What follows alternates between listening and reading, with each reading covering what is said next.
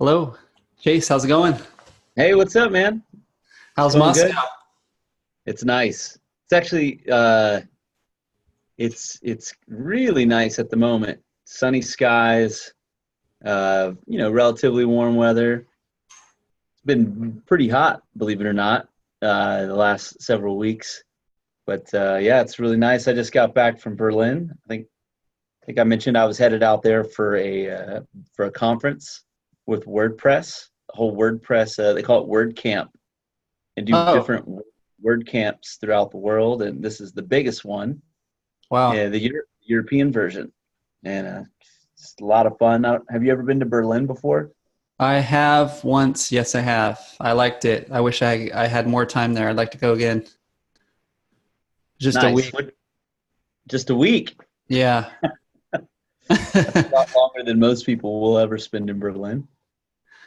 Yeah, I got to see some cool museums, explore the city a little bit, and I had a friend, a former coworker that was living there at the time, so it was a good time. Excellent. Cool, man. So I appreciate you coming on here, Pat the Epic. There's a lot of cool stories that you have, just things you've done that I think would be really inspiring and people would really enjoy. I mean, right now you're living in Moscow, you're from the US. Believe you grew up in Texas, right? Out in, Yeah, was it I'm a Wimberley? native Texan. I was born in a small town outside of Houston. Actually, can I say it's a small town? It's a suburb, so it's probably not that small anymore. But it's called Humble. Oh, You're okay. from there, you say humble, but it's spelled humble. And yeah, I grew up there, lived there on and off until I was in the first grade, and then right around first grade, we moved out to a small town called Wimberley, Texas. Legitimate small town. We're maybe 45 minutes southwest of Austin, and beautiful little town. And yeah, now I live in Moscow, Russia, but I've traveled and lived in several different parts of the world, probably into 25-ish countries, and a lot of that was more slow travel. Hmm. Spending several months in a different locale. So that's definitely my preferred way to travel. Just Likewise. take a Likewise. slow pace. Yeah, you Yeah. like that too? Yes, I do. I want to get to know a country and spend a month there, not just like 3, 4 days and then jump around. I don't like that. I feel like you're spend more time traveling than actually enjoying the places you're at, you know? Yeah, that's it. It gets tiring if you're continuing to go, go, go, go, go. But I mean, I definitely do my fair share of that too. I feel like lately out here in Russia, it's been this way. I'm still doing. It's a really new place for me, so the culture here is quite a bit different. So it takes a lot to adapt. Yeah. So the countries I've been to, it's pretty easy to find someone that speaks English, Yeah. and I mean it definitely. There are a lot of English speakers here too, but the vast majority of the places where you go to like get food, it's just straight up Russian. So the learning curve is bigger. And on top of that, I've been traveling a lot back to the U.S. and now just Germany. So just got back. My wife is, of course, the whole reason why I'm here, and we're getting ready to have a baby.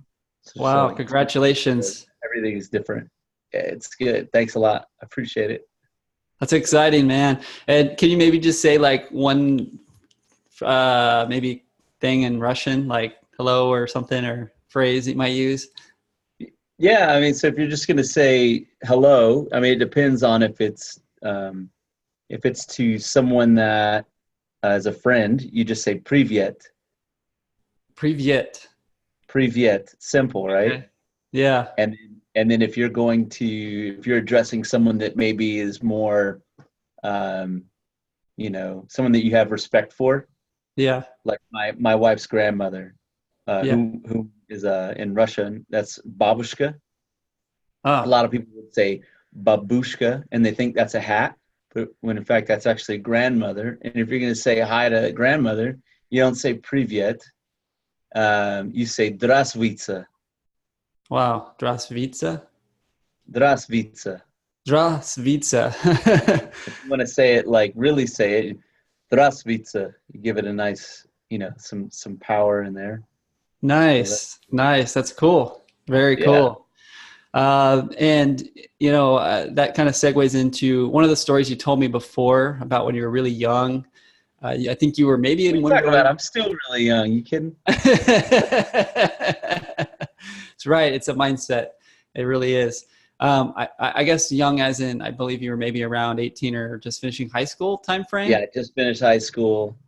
You're talking And about the Mexico trip. yes, yes. I think that's a really great story. Just that story alone has plenty of content, and I think it might inspire people. And I don't know, you can tell me, but I think that was probably definitely one of the foundations that led to a lot of the things you're doing today. Was it not? Yeah.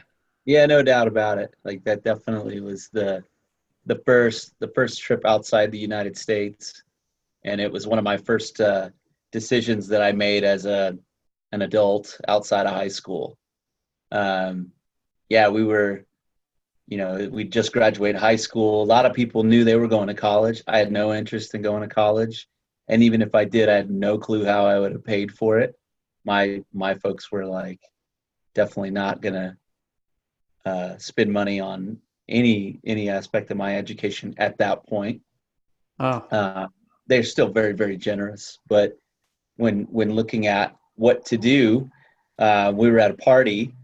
It was late at night, and I told people I was like, I think I'm gonna go to Mexico. I think I'm just Just gonna go down randomly. there for a while. There's this little town that my parents had been to, and I saw a brochure of, and it looked nice. So it didn't take much more for me to pick the place. It's a small town called Puerto Escondido, a little surf village, and I loved surfing and snowboarding. Well, I'd never surfed at that point. Being a Texan, I'd not really been to any surfable beaches. So yeah, I'm at this party, and people Yeah. were like, "You won't do that. That's crazy. You're not going to go to Mexico." And then yeah, it's like the light bulb came on. Like, oh really? You don't think I'll go? And that just solidified the decision. Just someone telling me I couldn't do something Hmm. uh, definitely pushed me over the edge, and it still gets me to this day. Like I don't, if someone tells me I can't do something, I don't automatically just uh, like I'm not like a moth to a flame where I have to go do it. But there was a time, especially when I was younger, that yeah, someone challenged me, I'd step up. So yeah, I got a bus ticket down Yeah. to Oaxaca. I had no clue what that was going to be like, but it turned out to be about 2 days on a bus with a Wow. transfer. Yeah, and a transfer in Mexico City. So Wow. yeah, it's like, yeah, sure, no problem. I'll get dropped off at the North Station in Mexico City, and then I'll figure out how to get to the South Station in Mexico City. And I swear I am blessed because there were no issues whatsoever. I got to the North Station, asked some people how to get to the South Station, took another city bus through. Mexico City is not a small place. It's No, huge. I think it's 8 million. And It's yeah, huge. It's like London. yeah, yeah. And I fell asleep on that bus, and I just happened to wake up at the right stop to get off and get to the South Station.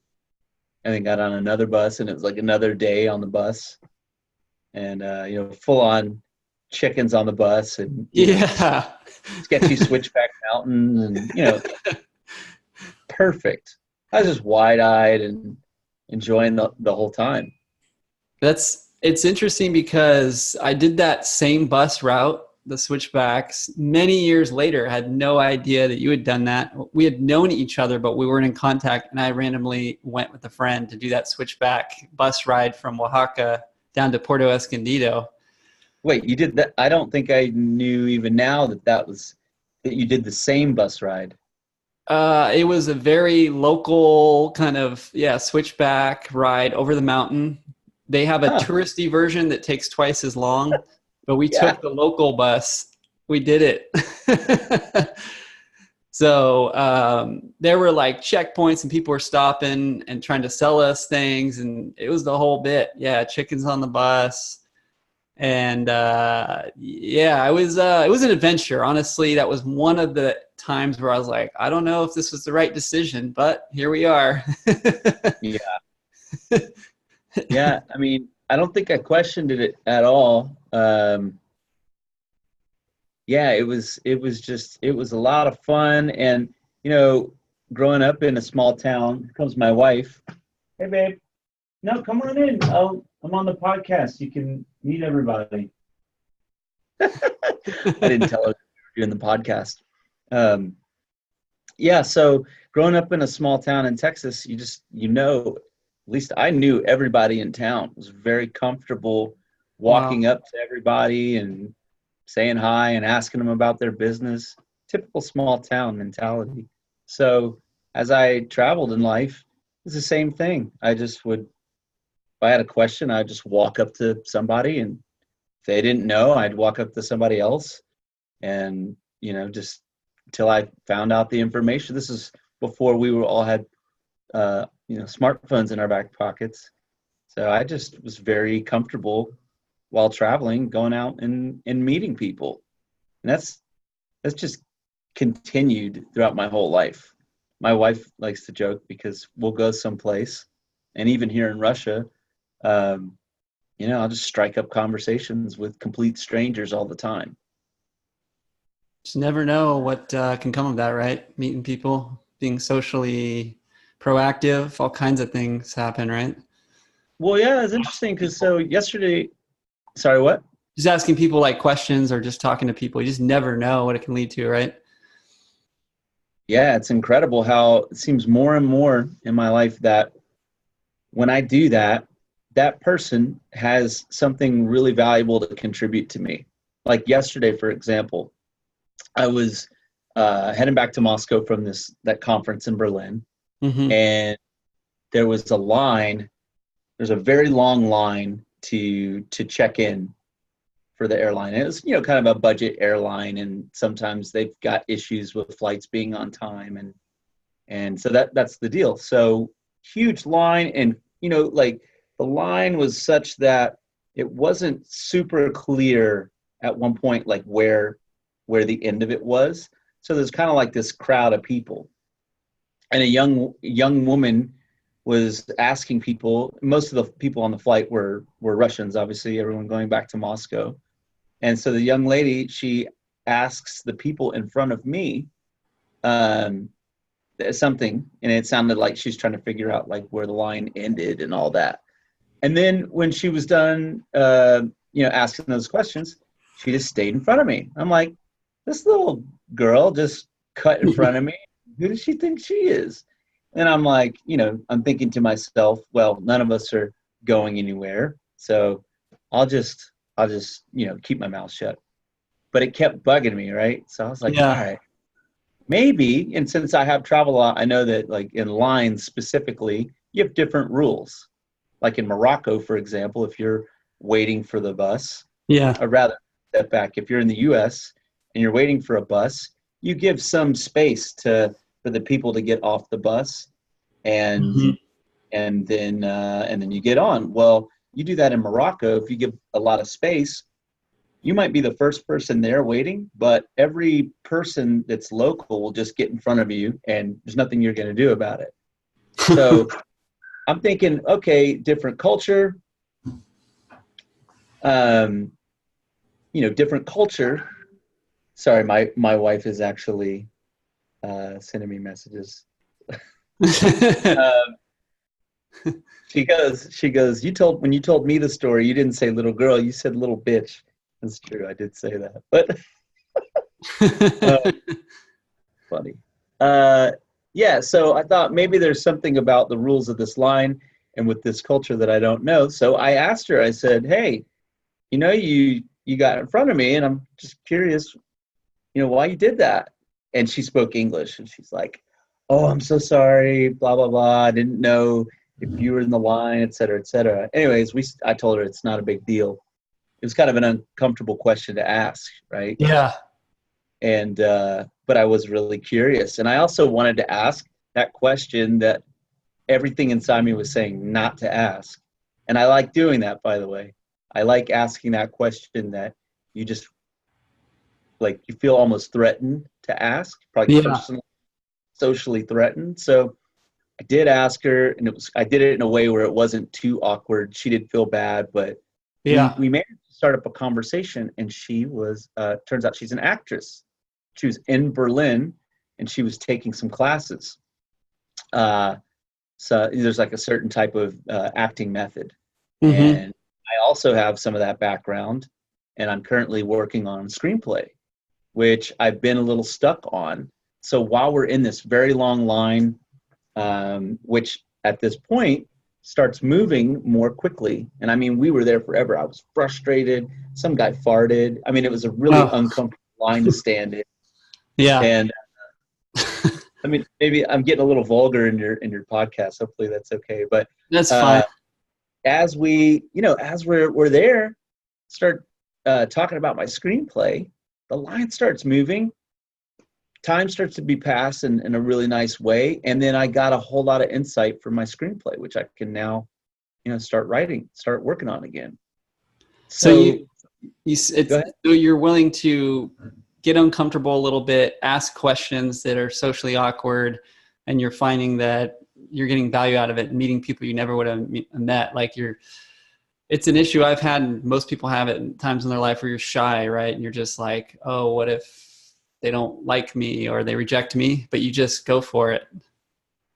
Yeah. It seems like, and it seems to be benefiting you. I mean, I guess what would be the worst case scenario? She got a little agitated and Oh you just yeah. backed off a little bit. Like, Yeah. It could have been.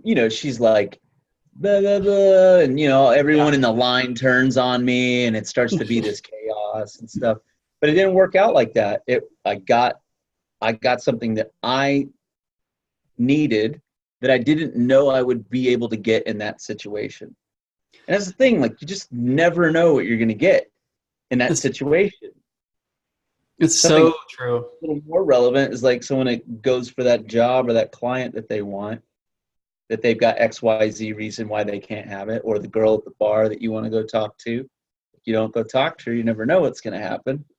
So yeah, it's huge. And then, so we're able to check in, and there are issues with the plane, but we get in, and then we get whisked through security. So we're in another situation in a line where we actually are forced to cut in front of everybody that doesn't speak English. And that was really uncomfortable. Like Mm-hmm. just in front of people in line. And it wasn't as such that we had someone that was escorting us. We just had to go for it.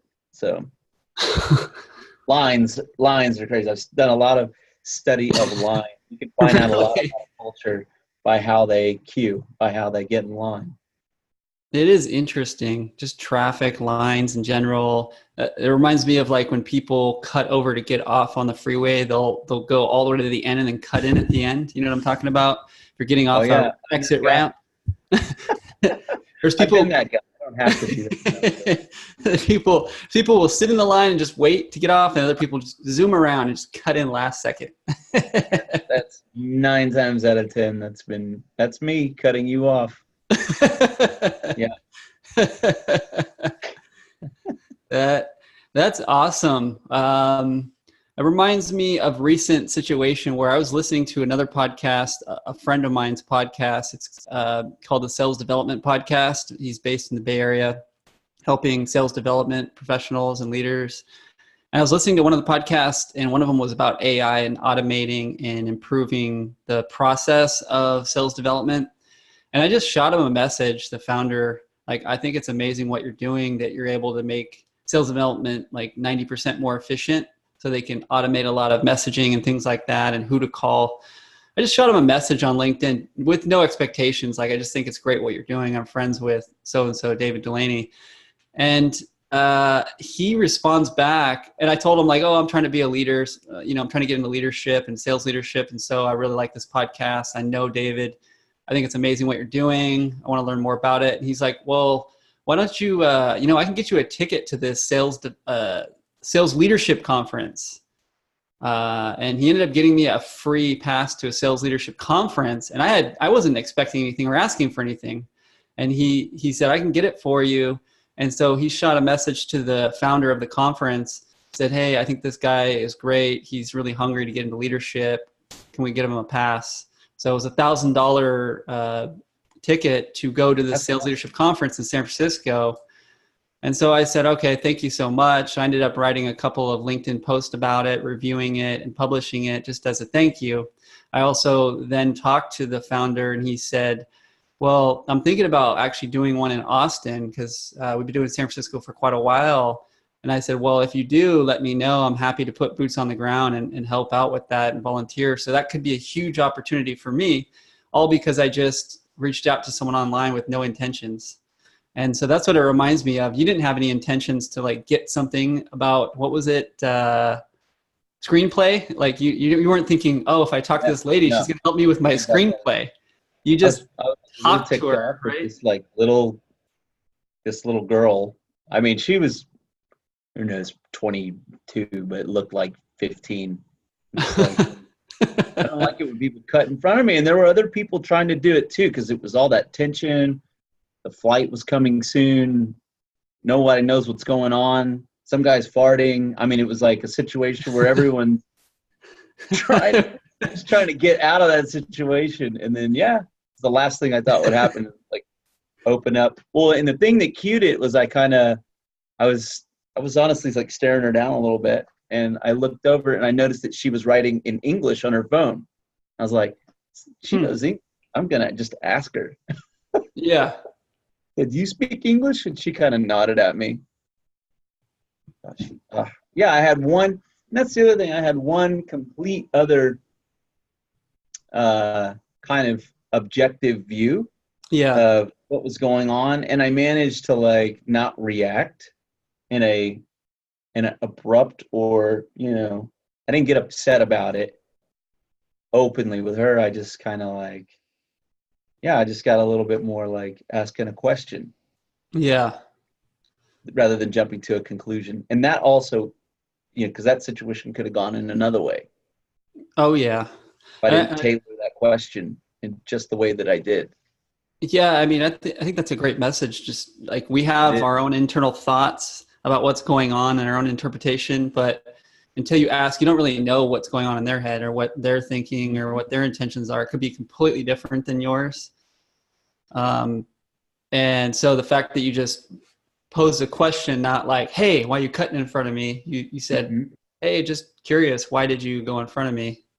And we'll kind of let them explain it. That's a good approach, right? It is. I mean, it's not that you can't recover from that if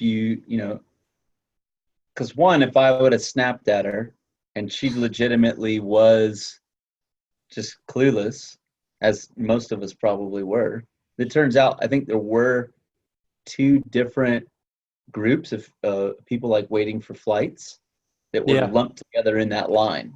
So she just like truly didn't know. And had I reacted that way, I doubt that it would have opened up the really valuable conversation that we would have had.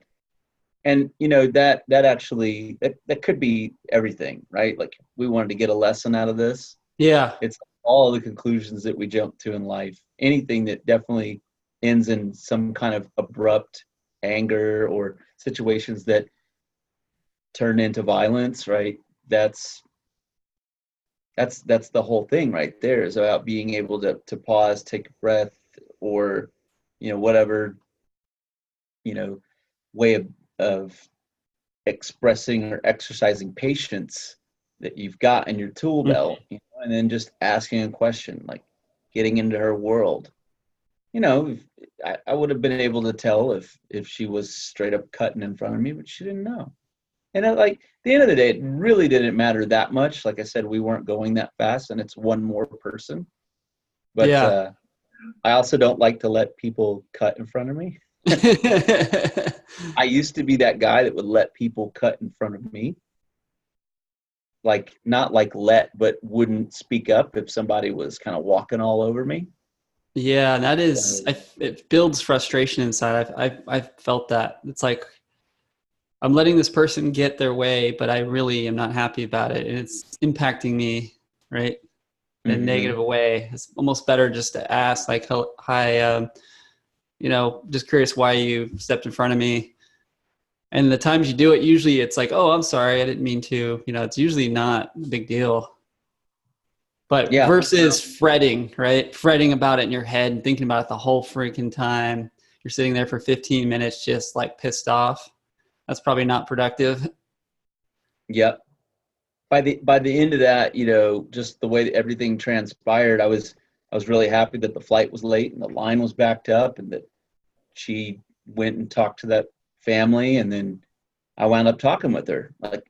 And I find that most of life happens that way, really. Like, I might start out in a situation that's, doesn't seem like it's going the way that I would particularly want it to go. And then as Right. long as I kind of get, accept what's going on and just get involved to try to shape it in a way that's more advantageous by asking questions, social interaction, whatever it may be, I'm really happy that things turn out the way that they do. Adaptability. You adapt to Hmm. the situation. Kind Yeah, of when your emotions charge, you kind of take a step back and reassess like how this could turn into a positive in some way. I think asking questions is huge. It's like been on my mind a lot, like asking questions for yourself and others instead of just jumping to conclusions in general. I heard something like 80% of disagreements are actually just communication related, and the people don't even disagree. Something along that nature. Some large percentage of disagreements are just communication misunderstandings. And then they get elevated. And once they get elevated, the egos jump in, right? So I could see that situation, it could have easily turned into an ego thing where you guys are just disagreeing, and it could have totally flamed up and got out of control, right? hmm yeah, could have. And I've definitely been in situations where it has. I know what that's like. Yeah. Is that a stretch for you to imagine? No, not at all. Not at all. I think we've Might all even done. happen again, but it's It may happen practice. again, but you Yeah, try to minimize it. Yeah. I You do. work, I well, it's a am. work in progress, right? Uh-huh. That's awesome. That's a good story. Um, to segue, and I think like we were talking about the surfing story, and that kind of evolved into what just recently happened. Really, you've grown and you've become more adaptable. I would imagine that trip made you more adaptable and open to, it seems like, other cultures and talking to people, strangers. Now I know you were on the bus, you were talking to people, and then you got to the beach. And like, what did you take away from Puerto Escondido? Because I got to spend a week there myself, and it was really nice. Just going out there, going for jogs in the mornings, jumping in the water, which was really kind of dangerous and crazy, like surf Mhm. beach, and then watching those sunsets. It was an amazing place. How was the experience there? It was fun. It was my first sort of experience with being with other kind of expat traveler type people from other countries. That's really what did it for me. I mean, the setting was great. I definitely went out, and I thought it would be a good idea to go try my hand at surfing. And the ocean there was really dangerous for somebody that didn't know um, what they were doing. So, I didn't have a lot of success with the surfing thing, but the people that I met, I started to get so fascinated with meeting people from all over the world. There were a Mm-hmm. lot of English people. There were people from Scandinavia. There were people from Israel. It was Wow. just like, there were the local people. Even one of my best friends, his uncle and his uncle's family lived there. So I got a chance to meet them and just meet all these people and get fascinated with people's stories. And yeah, I just loved it. And then there were at one point, maybe like after being there for a week or so, there was this group of young people a little bit older than me, because I was only 18 at the time. Wow. And they came down from Mexico City, and so I was hanging out with them, and we were partying and whatnot, and we had a good time, and they stayed for several days, and then they left. Well, they came back in like 2 months or a month. No, maybe it was like another month and a half. And when they came back, they were like really surprised to still see me there and kind of like still chilling and drinking Yeah. beers at the cabanas and whatnot. And they were How like, long were you "Come on, you're there? coming with us." So it was great. They just like took me in and they drove me around and, ended up going and seeing some of the pyramids and Oh, exploring wow. Mexico So City. And, you went and and traveled with them. yep. How long were you there? Because I think I was there maybe almost 2 weeks, and I thought Yeah, about staying longer. It was really relaxing place to be. I think it was about 2 months, 2.5 months. Wow, that's substantial. Yeah, Just it was a real taste of like living life with no deadline, no itinerary, a lot of freedom. It wasn't very yeah, productive. It wasn't productive in the sense that, I saw all the sites, right? And I got better at, um, like I got better at surfing, for example, something that's still like at this point in my life really important, and I have more goals. Like then it was a lot more open, and but it was really laying the foundation for what's my process in life. So yeah, I'm always about where I want to go, and then I think about what I want to work on, and then I figure it out. And life's about figuring it out. Like I don't always have a real tight schedule, hmm, and I leave a lot of room for the unknown because that's going to happen anyways. yeah. I like that about you. You're really good at just okay. This is where I want to go, and I'll figure it out. I'm a little less. I'm always a little more worried. Like, okay, how am I going to get there? What am I missing? Or, just worried about like, how am I going to get it done? And you seem to be like, you know what? I'll figure it out. I'm just going to go figure it out. And I feel like maybe that trip probably opened up something in you. You just figured it out. You just went. And I've done that too, but you seem to have adopted that more. I've done it with travel as well, but like you just seem really good at like, I'm just going to set a goal and I'm just going to figure it out. Like I'm not too Yeah, worried. it's definitely that method is great for being a solo traveler. If you want to start traveling with others, coordination, some kind of integrity plan, certainty around resources. I find that's unless I'm with someone else that's just willing to, wing it like Yeah. me, Yeah. like because I'm good at winging it. If I've got someone that's definitely, interested in playing at that level, then it's not easy to find, Yeah. then you don't need to like have all the resources and the plan and everything. But I'm married now, and so that's kind of changing a little bit, right? Yeah. But what's really interesting is as soon as I get married, it didn't take long for this amazing job opportunity, and finally, I've got I actually have a company that's 100% distributed or location independent, Hmm. and they like headhunted me, found me, and we met. And it's like I feel like I'm really meant to be working with that company, and I love the whole WordPress community. Hmm. The company's called SoCal. We're WooCommerce experts, Oh, so okay. we build online stores. Oh, And yeah, nice. when I first started talking with the CEO, like they reached out to me. I wasn't looking for a job. I was just doing solo consulting Yeah. in real estate technology. And yeah, I think part of it not needing the job, they were more. I was almost more interviewing them, but it just felt really like I was talking to friends and hanging out with people that I'd known for a really long time.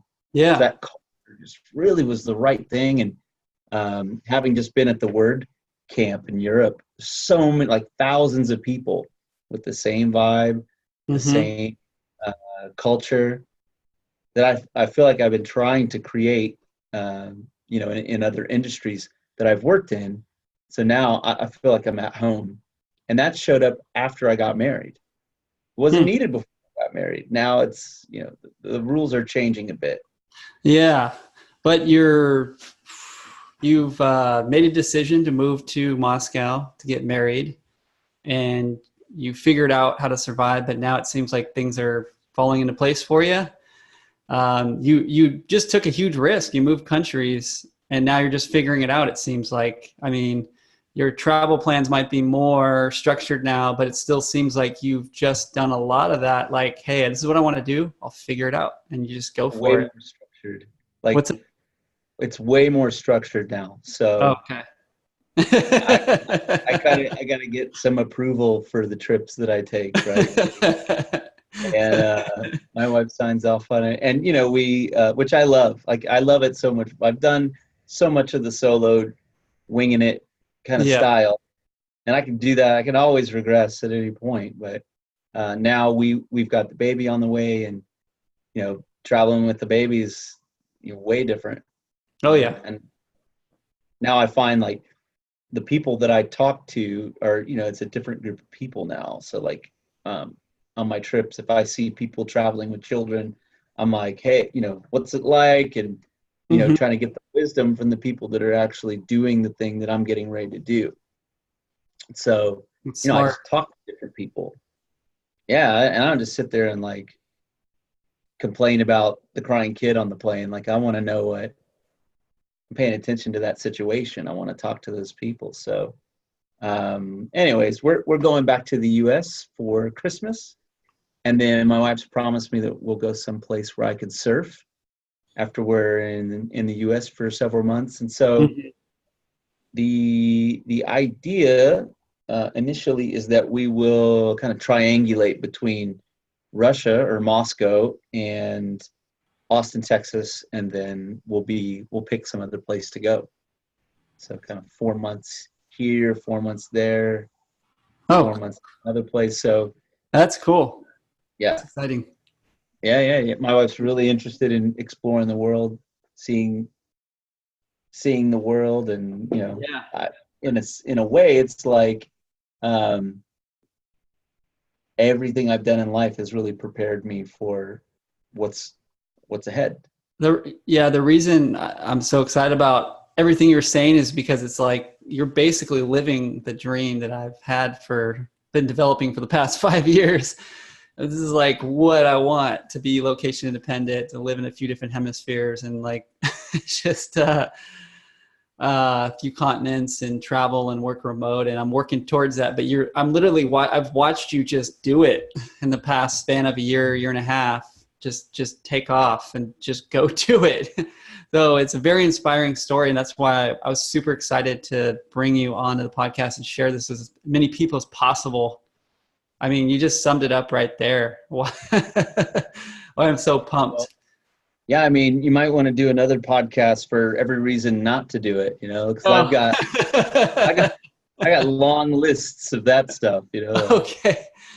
you don't That's have a a lot of money and you're in Morocco, and the company that you thought was going to bring you on full time, they decide that, you know, after the Panama Papers things go down, they don't want to work with anyone that's outside the UK, and it's just like nightmare for well, like seeming like the biggest BS reason. But right. I get it now. I get it, but when I wasn't in need that time, I was less understanding. Like, no, you said you were gonna do it. Like, let's get this contract going. Anyways, like Well, I got a long list of that stuff too. But if that's you're willing to push through that and like learn from every single experience, yeah. and you're able to decipher what to learn, because there's a lot you can learn that's not going to help you achieve the goal, right? Like, don't take the risk, don't go where it's painful. Like, a lot of people tend to learn that rather than something that will just allow you to maybe not get hit as hard next time. Yeah, I think that's a huge point you brought up. The other side of things is that even in my travels, there's just days where things just don't go right, and it's a struggle and frustrating. And to think that you're just going to have this dream life, and all your problems are going to go away, is not true. Although you are pursuing the what I would call epic, like the lifestyle that you wanted and you created in your mind, and you're pursuing it. But to think that you're not going to have issues, of course you are, and you have to power through them. but it's worth it to power through all the struggles and challenges, because you're creating the life that you dreamed of.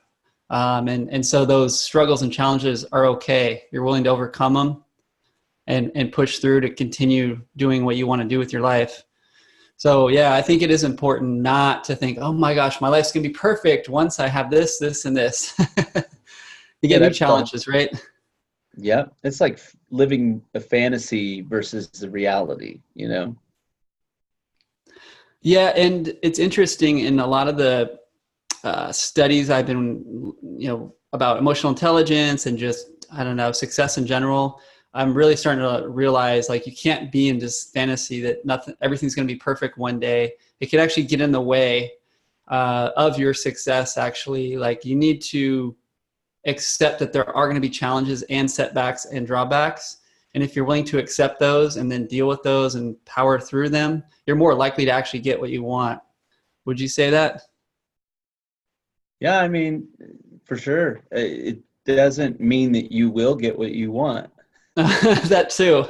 But that's it brings up a whole other element. Like, I am quite happy enjoying the simple pleasures of life. Mm-hmm. Like, I just like love walking and, talking with my wife. It's like one of my favorite things to do. She's hilarious. Like, we Mm-hmm. just get into really fun conversations. Today we took a blanket to the park, and she's helping me learn Russian. And, got a cup of coffee. Simple, real simple. And, a lot of the rest of my day is just going to be, getting some more work done and hanging out with my wife and just enjoying the fact that we got a little baby on the way. And there was a long time where it didn't seem like I was going to get to be a dad. That's it. Like, everything for me is just, it's wonderful. It's great to hear. That is great to hear. So, I mean, I think you went out there, kind of explored the world, did the whole like no plan thing, and now that you've done a lot of that, you're comfortable with a more structured life. It sounds like. I feel like when you're young, maybe you do need to go out and do the Mexico trip, and it can help you kind of blow off some steam, whatever you want to do. It's like a growing phase when you're young. I And hope, yeah. I mean, I hope people just would do that more, especially Americans. Living outside America has really helped me appreciate how good it is there a lot more. And I just love it when Americans get out and kind of get integrated into some of the cultures. I find that it adds dimension to our personality. And that's one of the things that I love about Europeans. They're all really, well, this is general, but they tend to be really yeah, well traveled. They've experienced other cultures. Maybe it's a little easier to get to those cultures. yeah, But geographically. yeah. And also they have a culture that values travel a little more and time off. Sure. But They, there's benefits to America being the way that it is, right? yeah, Huge economy. yep, Everyone stays home and they're working and spending that money. There's not by accident that the economy is so good. If yeah, everyone was economically driven more, leaving yeah, and spending their money everywhere else in the world, like, it'd be kind of a different ball game. So yeah, that's true. Valid point. So anything else you want to share here? I mean, you talked about how when you were young, you just went out and went on adventures and went out onto the unknown, and I think that opened you up probably, right? You became more open to talking to people and finding your way. You probably benefited a lot that there wasn't smartphones back then. You just had to oh ask God, people. I yes, mean, yeah, I love that. I still do it a lot, even though I have, by all means can just look it up. yeah, and it's one of those things where, especially the younger millennials, they get upset when you ask them a question almost. It's like, why don't you just Google it? And it's unfortunate that, there is a social benefit to just having a conversation with somebody who knows something. And it's like, where do we go? If everything's on Google, well, then what? We shouldn't be talking to people, or it's like there's a social thing, requirement we need, like as humans, we need to be social, and there's value in trading ideas rather than just sitting on a computer. What do you think about that? Just seeing the change. Yeah, I mean, I spend a lot of time on computer talking to Sure. people. But a lot of times I feel connected to you even though you're not here, right? Um, it wouldn't be exactly the same if you were physically here. Yeah. Which, by the way, you should totally come out here.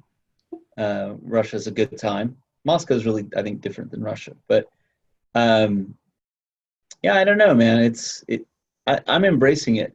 I'm really embracing it. Like my biggest, I think my biggest pain point, if you will, with technology was the amount that people wanted to chat versus get on the phone and talk, Right. or meetings and talk.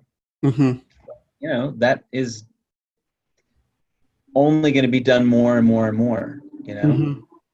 So it's like really about finding how that's going to benefit. Did you hear the motorcycle just then? I swear, downstairs. I don't. Maybe you can't hear it, but it's like a I heard a little Fast and noise. Furious movie set. Yeah, I mean, it's definitely. I like it, right? I like the technology because I can go to Madagascar as long as there's a strong enough internet connection, and I can do this podcast with you. Yeah. Otherwise, the type of work I used to do before all this technology existed was whatever I could figure out: construction, food service, odd jobs. I've worked at I mean, I've done so many different little odd jobs, and I mean those were fun too, right? But this has definitely allowed me to have more of a career. I mean, I'm a VP at a software company now, and Congrats. got a way better paycheck. I can afford. Congratulations. Well, you've worked really hard at it. And you're doing all kinds of things all the time for people, and doing things like a podcast, which you're not getting paid to do, but you're sharing value and just continually helping You're not people. paying me? I'm out of here. No, sorry. Finish things. This is this is a volunteer only.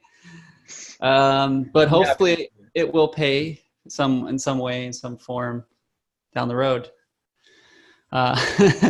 They're working for free, buddy. Rich dad, poor dad. Volunteering has been like that is how I got to do what I'm doing with the company that I'm working for right now.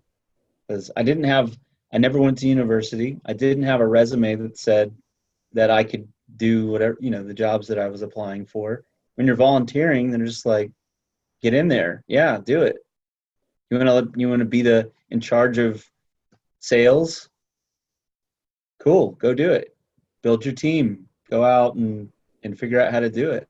And at some point you literally do believe in yourself enough, having, had the experience, that you start to piece together whatever it is you want to go out and do. So I think volunteering is really important, and more people should do that for sure. Yeah, volunteering just to volunteer, but also in your job, like volunteering to do extra tasks that are outside of your, I guess, your job description. Hmm. Is that? I don't know. If they're paying, What's that? if it's, I mean, yeah, maybe. Like I'm definitely, I'm in the contribution. Working for a company that's in the WordPress community, we're very much about collaboration. So there's a project I'm actually working on where I'm going to document my entire sales process, Mm-hmm. like everything that I've learned and put together, which I think some parts of it are distinct from what companies have that I've worked for wanted me to do. And Yeah. over the years, I do feel like I've put something together that will be highly beneficial. And, and built into that is a lot, by and large, like just in general, my approach to life. And so, Mm-hmm. yeah, I'm document all that and then just give it away. Just going to give it away. My whole Well, life's work, and I'm just going to turn it loose. are you? But yeah, Wow. yeah. I got inspired over at this conference. Wow. And I saw like it's much better to give away that information and let everyone benefit from it. There's like that saying, the rising tide. Wait, what is it? All boats Rising rise. tide lifts all boats, or whatever. Yeah. It's, I'm not getting it exactly right, but I think that's the way to go. Now, giving the information away and knowing the information and then implementing it and using it and getting the benefits are two different things.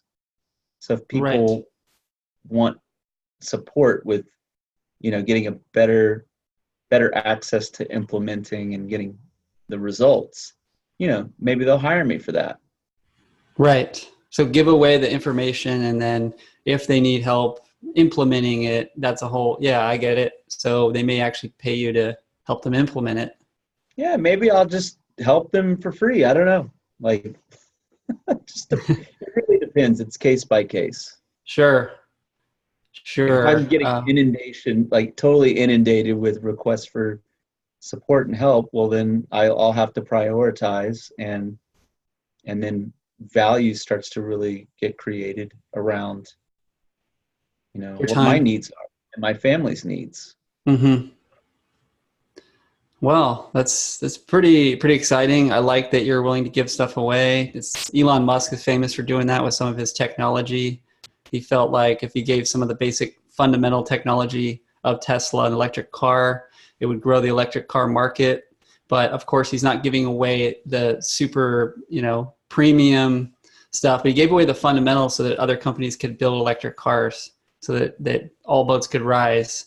I think that's really cool. I could see that really turning into something much bigger for you. I think it's a great Yeah. idea.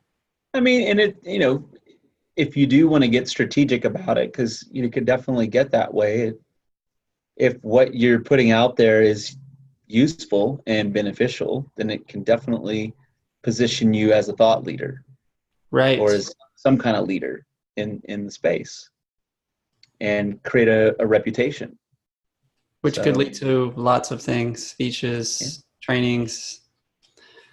And here we go for full circle. It's like you don't know what will happen if you don't put that information out there, if you don't ask the questions, if you don't interact and get involved.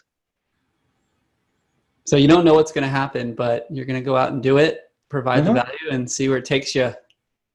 Yeah, like as soon as this podcast is over, I'm gonna work more on that. All right. Well, I mean, I think this is a great place to kind of close it up here. You brought it back full circle. It started with traveling. Now you're implementing it in the business world. You kind of elevated to the next phase of your life, but you took some of the things you learned. And now you're more structured, but you're also willing to take risk and see where it takes you in the business world. I like it.